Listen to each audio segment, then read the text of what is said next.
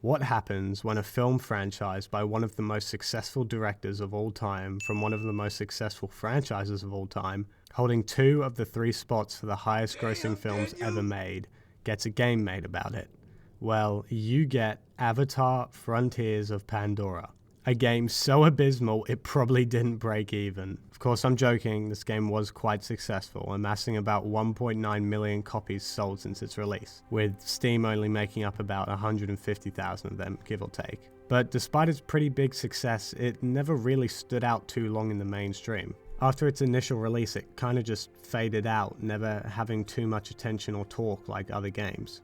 Despite all of this game's hiccups, however, I still think Frontiers of Pandora is one of the best games I've ever played, and one that unfortunately fell into a hole of successful mediocrity. Having a decently large but overly disengaged fanbase, and part of that comes down to when the game was released. Originally, Frontiers was supposed to be released side by side with The Way of Water to help promote the game.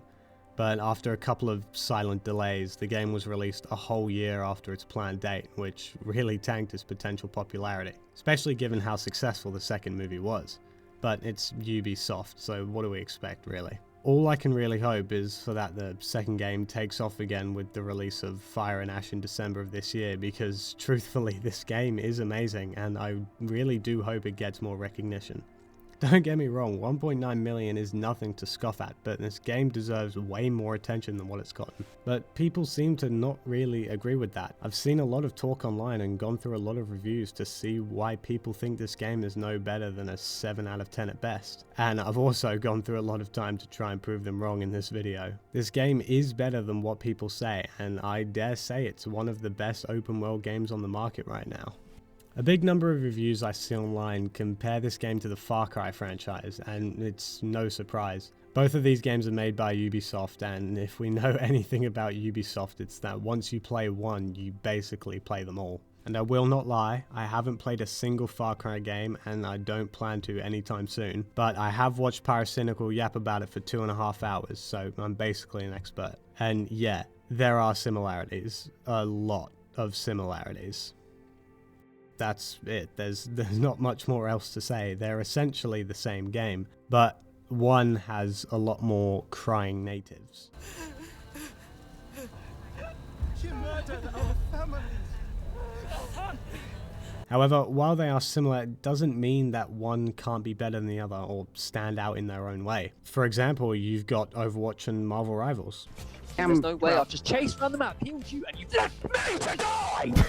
No way have you done that! Very similar games, but Marvel Rivals is significantly better than Overwatch, and if you want an example of 2 games from the same developer like Far Cry and Avatar, look at Ark and Atlas from Wildcard. Again, somewhat similar games, and whichever one is better is up to personal preference, but to me Ark will always be my favourite game, and it's way more popular, and it's easy to see why. But my point is to say that, yeah, they're definitely similar, but Avatar stands out in its own ways and does things a lot better and a lot worse than Far Cry, and it's definitely not a fair critique to just blanket state it's a Far Cry copy so it's bad, because it's just not how that works.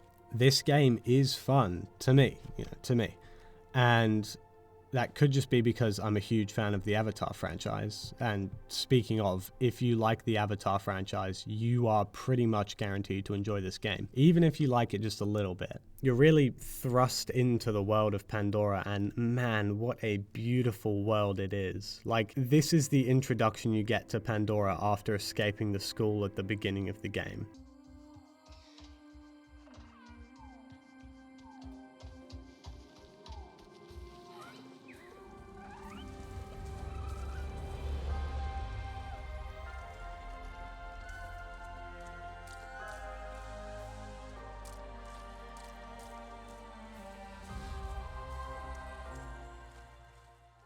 And this is like the least prettiest place in the game. Throughout my first couple of days of playing through, I was debating whether I found this game to be more visually appealing than the Horizon games, the games I thought to be the most beautiful I'd ever played. But as soon as I stepped into the upper planes, I knew that this was now the most beautiful game I had ever played, so bravo to Ubisoft for creating such an amazing looking game. Like really, almost every single place in this game looks majestic and otherworldly, go figure, but it really makes the world of Pandora feel alive and like it does in the movie. At day, in caves, in villages, not when looking at distant scenery on low settings. So the game really exceeded in that department of making you feel connected and inside this world, which is, let's be honest, what 90% of the people who bought this game bought it for. Because we all know they didn't buy it for the Ubisoft story.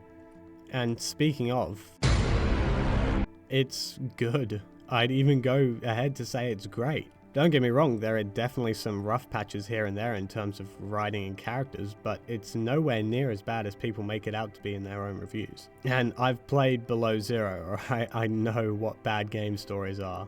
So without further ado, I'll give a short synopsis of the story and review it afterwards, and I'll stop at key moments where I think the writing and story is either really strong or really lacking in sections, and spoilers, obviously. The game opens up with just my favorite thing in storytelling.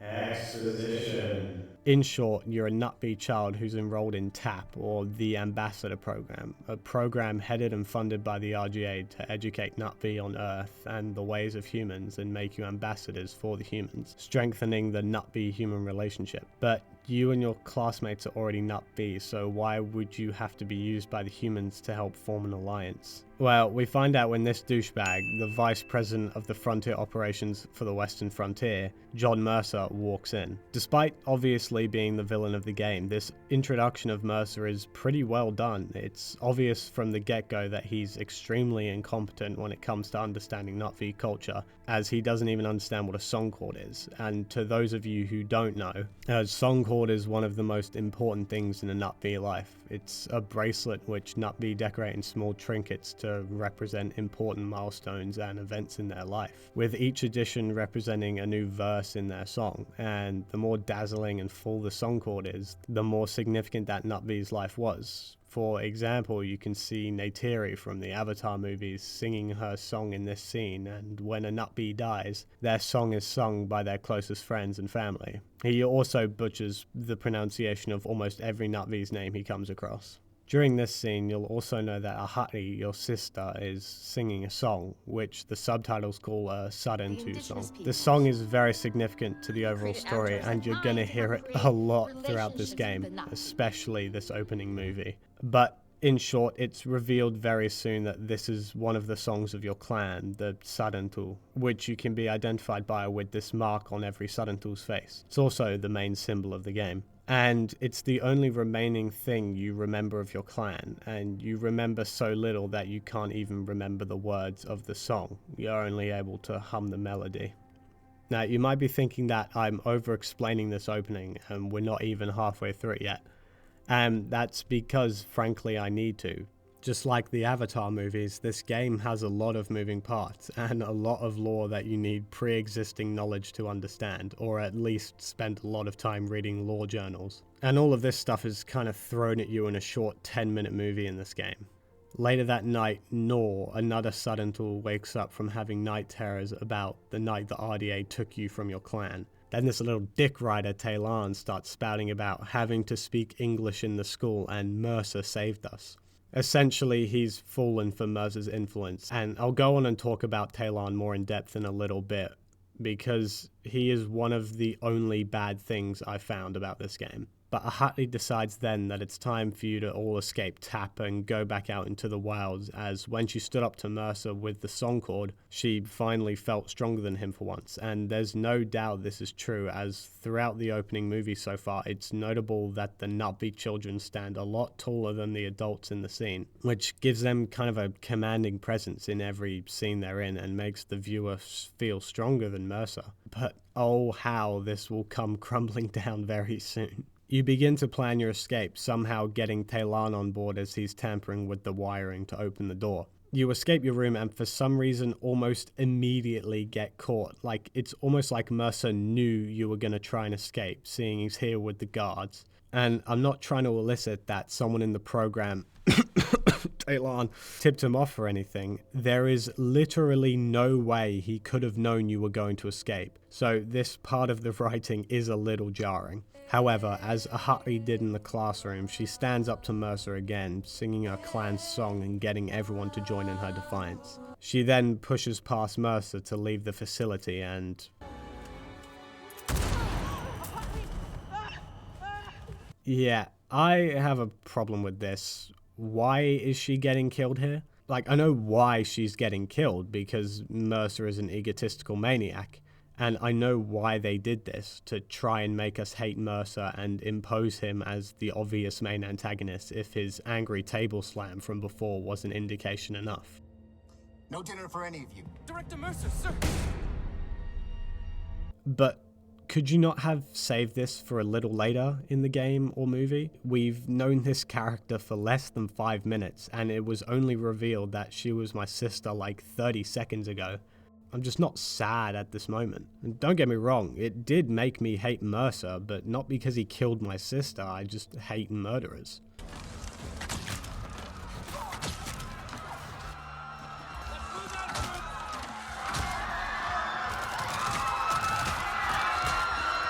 And then we just have a random time skip, bro. Like, Ahati, our sister, gets murdered. We hear crying over a black screen for 10 seconds, and then it's just like, right, moving on to the next thing. Yeah, the writing in this opening is bad. I can't lie, it's one of the only parts of the game I think is bad. Looking back at the moment, I thought it was a good opening, but yeah, it's not the best. But anyway, our time skip brings us to the time of the ending of the first movie, with the Omitakaya clan rising up against the RDA and the battle at the Hallelujah Mountains. And Mercer comes in during a lesson about Earth economics, the most boring subject in school by the way, and tells Alma that they have to evacuate the building because some avatar called Jake Sully is attacking the RDA. We have lost Pandora. Some avatar driver named Jake Sully went full beta, turned the Na'vi on us. And orders the guards to gun down us and our classmates. Jesus Christ. Thankfully, Alma, the G, comes back at the last second and kills the guards, saving us, and brings us to a cryo chamber room where she says she'll come and save us when it's safe. And boom, another time skip. And this time, finally, we can start playing the game. We question Alma on how long we've been out, but for some reason she won't tell us. She tells us to go eat, and suddenly some RDA comes into the room with Mercer. Everyone else has already escaped, but you're stuck in the room with them, and then you run to get out of there. And thankfully, the soldiers graduated from Stormtrooper school because their aim is horrendous. You slip away, then bing bam boom, you make your way through the facility, escape into Pandora, and you finish the game. Of course, there's more to the story than that, but the main premise is that you want to take back the western frontiers of Pandora from the RDA, which is located on the other side of Pandora to where the Omitakaya live, on a separate continent. And to do that, you need to travel across the western frontier and unify the other clans in the region. The Aranahe, the Zeswa, the Kamatiri, and the Sarantu, the lost clan you're a part of. Oh, and also the Turong clan if you count Sotlek, the one person from that clan helping in the resistance. So 90% of this game is traveling to these clans and convincing them to help perform a frontal assault on the RDA's main base in the frontier. Taking over the base and removing the RDA presence from the frontier, kinda. You see, the only way to fully remove the RDA presence from the frontier is to take out all of the RDA installations you find around the map, and these are completely optional. And there are a lot of these over the map, and while there are a few different types, it can be a bit repetitive and take a lot of time if you plan to do all of them. And while we're talking about them, I might as well mention what types there are. For the smaller installations, you have dredgers, drill towers, gas collectors, hydro injectors, laser prospectors, pneumatic towers, seismic scanners, and VSM installations. There's also RDA outposts, which are just bigger versions of these, which include drill outposts, gas extraction outposts, gas harvesters, horizontal miners, hydro oil extractors, steam outposts, and stone processors. All of these require different objectives and ways to take them out, usually some variation of flipping switches and shooting things. But one thing you'll notice about all of them is that they all pollute the area around them, killing the plant life and driving away animals. Taking out these will restore the plant and animal life in the area and will also help improve the air pollution. an in-game mechanic which you can see at screens at resistance outposts in the game.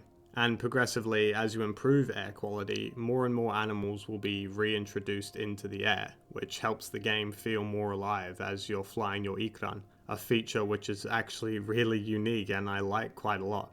It makes you feel like you're actively having an impact on the world around you. And speaking of the world around you, let's talk about the native Na'vi to the western frontier. As I mentioned before, there are 4 major clans present in this game, with each of them, like the Na'vi in the James Cameron's universe, possessing their own unique skills and individuality as clans, each specializing in a certain aspect. For example, the Aranahe, the first clan you come across, reside in the Kinglor Forest, the first region of the game, and are known for their revelation in the arts. But specifically, they're known for their creation of silken dyes, known among the western frontier as the most colourful clan. They're also the only clan in the frontier to reside in a home tree, and one of only 3 clans on Pandora known to reside in a home tree, with the others being the Omitakaya before it was destroyed in the first Avatar movie, and the new Monkwan clan from the Fire and Ash movie. The way you manage to call the Aranahe to help fight against the RDA is by helping them relocate the Kinglor population residing in their home tree, which has grown in number recently due to the RDA installing survey balloons which emit pulses, which disrupt the Kinglor's natural habitat, forcing them to retreat to the home tree. And as a side objective, you can also destroy these balloons in the game, as there are loads across the map, which also helps stave off the air pollution.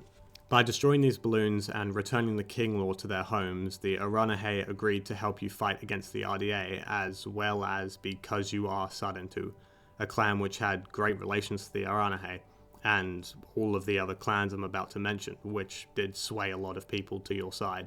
The next clan you come across, the Zeswa, are my absolute favourite in the game. They're located in the Upper Plains, a place dominated by large windswept areas, huge rock formations, and the native megafauna sacred to the Zeswa, the Zakru, in the elevated northeast of the map.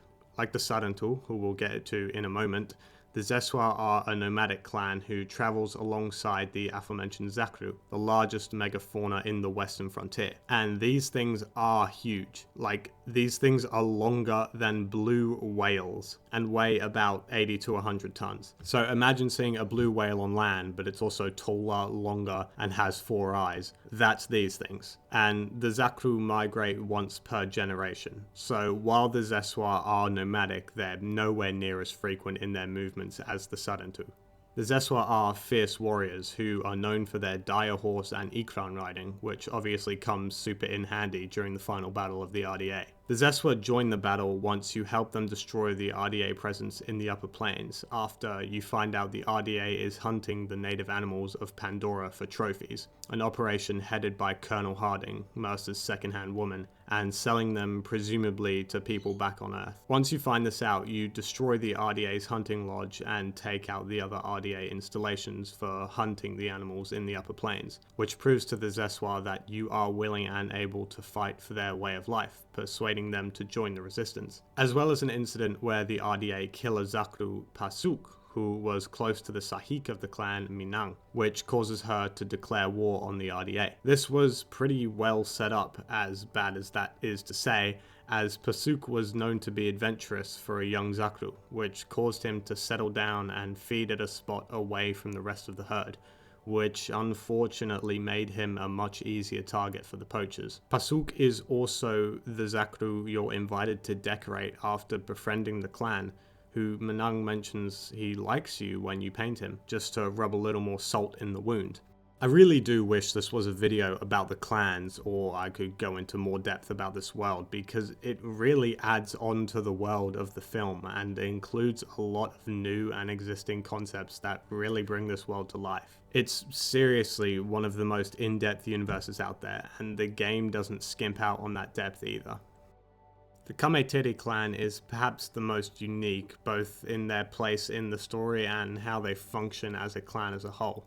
They're a clan of healers based inside of the Clouded Forest. The Kameteri are also very reclusive in the story. Their main village is tucked inside a canyon, with their connection to Awa, known as the Whispering Great Cap, also being inside this canyon.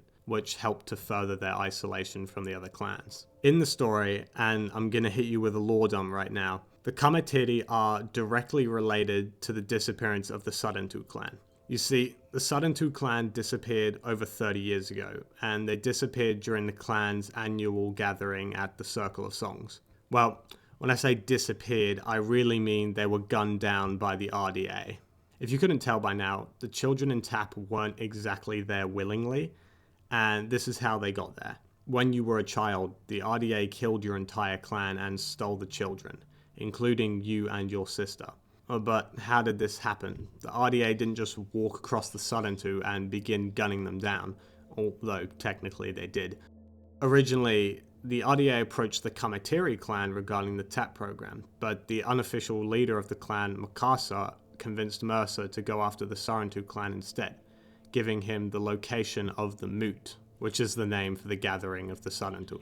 Of course, Makassar could have never known that Mercer would run in and gun down the Sarentu, and because this happened, he hid the death of the clan from everyone else, and pinned the blame on another Kameteri, Anufi, who thought she had poisoned the clan with her potions, which Makassar continued to peddle to keep his role in their deaths as a secret, which caused Anufi to go into isolation for many years. Makassar managed to keep up the facade, no thanks to the RDA covering up the murder of the Sarentu as well by spreading corrosive acid all around the site, which created a toxic gas known as the Yava, which kept out anything trying to get in. Once the clan refused to join the resistance, you went to Anufi to show her that the Sarentu are alive.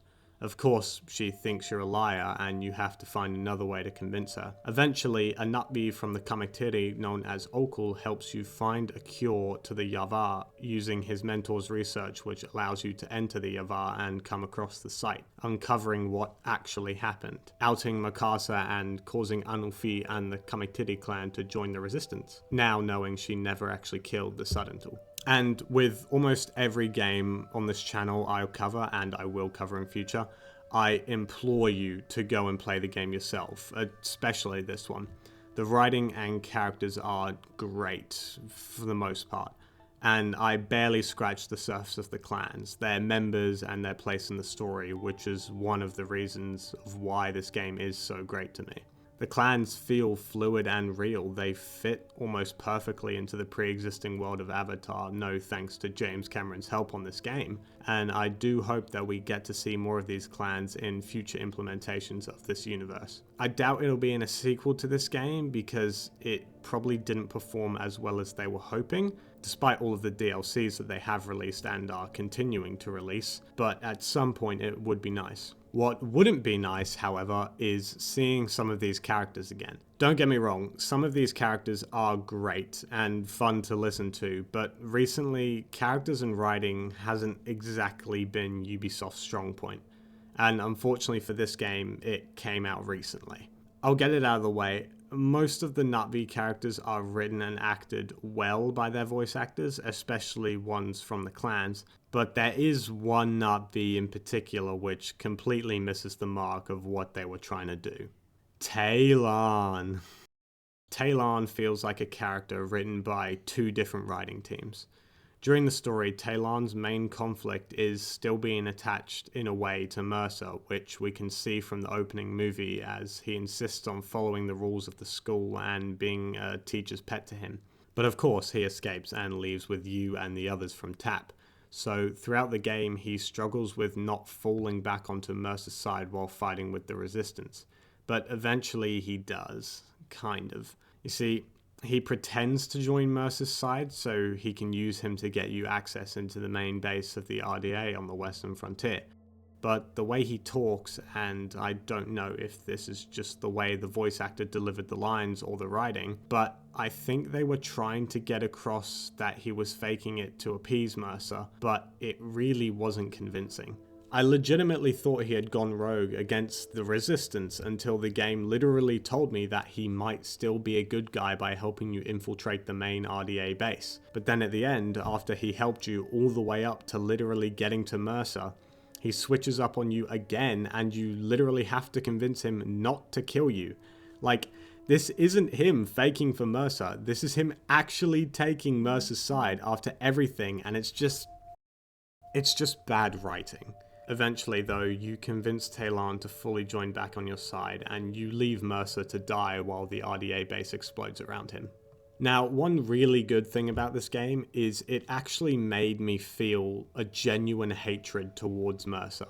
Like, after watching the Avatar movies and understanding the lore of this world, this man is genuinely evil. He's arguably much worse than Quaritch from the movies. His big plan at the end of the game is to use a drill charge that would be fired into the earth, decimating the surrounding area, basically destroying and killing half of the western frontier and all of the clouded forest. And we know this because earlier Mercer tested one of these in the upper plains near the Celebration Arches, and... But there's definitely...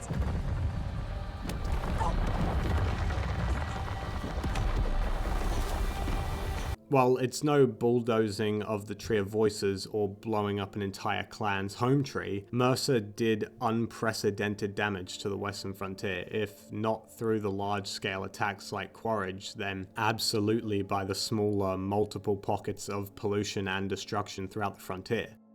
Like, this guy drove the sky completely clear of any flying animals except for big ones like ekrans, and drove a bunch of other animals from their homes with the installation of resource extraction outposts, polluting and killing all of the plant life around all his resource extractions. His second in command forged a poacher group which killed probably hundreds of individual native species. Not to mention he basically wiped a tribe out to the brink of extinction, kidnapped the tribe's children and held them as prisoners to become envoys for the RDA, and covered up his massacre of the Sarentu by forging records and dissolving their bodies with corrosive acid. And when TAP didn't work, he just started blowing up the western frontier and killed hundreds of Na'vi. He is a genuinely evil villain driven by greed and the pursuit of power. And of course, while he's an extreme example of what humans would do to a new planet, and so is Quaritch to that extent, like, let's be honest, no one would be as evil as these two towards an alien species, Mercer is still a fantastic villain who I feel actively poses a threat throughout the whole game, even though he probably has less than 20 minutes of screen time. This game is great, not because it has the best story or characters or gameplay or missions or dialogue or mechanics but because it manages to create a compelling narrative which both adds on to and improves the world of Pandora and creates a game where I can feel like a Na'vi and experience this franchise firsthand. And I'm not just watching the Na'vi fly around on Ekrons and hunt and kill RDA. I'm actively doing it myself, and I'm being fully immersed while doing so, which is what games are supposed to do, and which this game succeeds at masterfully. Alright guys, I just want to start out by saying thank you for watching until the end of the video. If you did make it this far, I really do appreciate it. I'm trying to sort of build something here where I can entertain you, give my thoughts on games, media, whatever I enjoy, and hopefully you can find some entertainment or fun in that. But second of all, I do want to talk about the Horizon video. For the time being, the Horizon video has been put on the back burner. I've kind of scrapped it for now, mainly because I had been working on it for months and months, including the time I spent replaying the games and recording them. And I just really wasn't happy with how the script was turning out. Reading over it, I found the script to be really boring. I wasn't actively bringing anything new or thought-provoking, I would say, to the source material, and that's what I aim to do, as well as bringing you guys the best videos I can. And I feel like just delivering that Horizon video in the way it was just wouldn't have been the best for me or for you guys.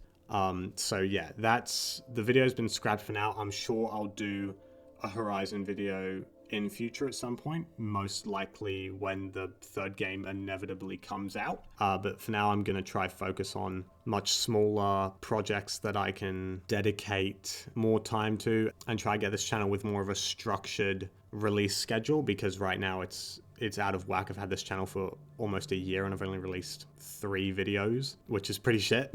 I'm not gonna lie, it's very bad. And yeah, that video was gonna be like 4, 5, probably more hours long. And that would have just taken way too long eventually. But yeah, so again, thank you for making it to the end of the video. If you did, I really do appreciate you. I appreciate all your support. I'm going to try my best to bring you guys better, longer, more frequent uploads in the future. But yeah, thanks for watching. I'll see you guys in the next one.